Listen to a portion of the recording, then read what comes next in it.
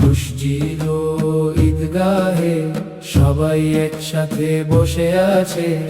আকাশে ঈদের চাঁদ চকচক করছে, আর সর্বত্র শোনা যাচ্ছে তাকবীরের আওয়াজ।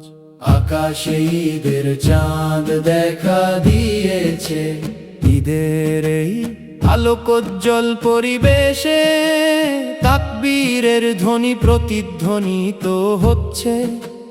নতুন পোশাক পরে শিশুরা বাইরে বেরিয়েছে। আমার আল্লাহই আমার জন্য যথেষ্ট, তিনি মহান। আমার অন্তরে আল্লাহ ছাড়া ইবাদতের যোগ্য আর কেউ নেই।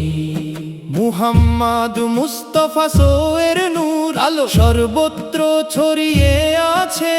সত্য এই যে আল্লাহ ছাড়া কোনো উপাস্য নেই।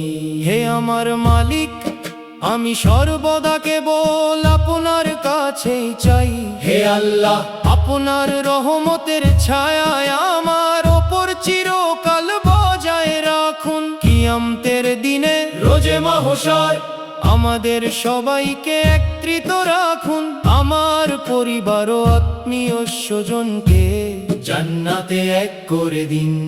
আল্লাহ ছাড়া কোনো উপাস্য নেই, এবং মুহাম্মদ ও আল্লাহর রাসূল। হে আল্লাহ, আমাদের ওপর আপনার রহমত ও বরকত বর্ষণ করুন। হে আল্লাহ, আমাদের ঈমানের দৌলত দান করুন। পবিত্র রমজান মাসের রোজা রাখার জন্য আমাদের অন্তত আরো 1 বছরের জীবন এবং সুযোগ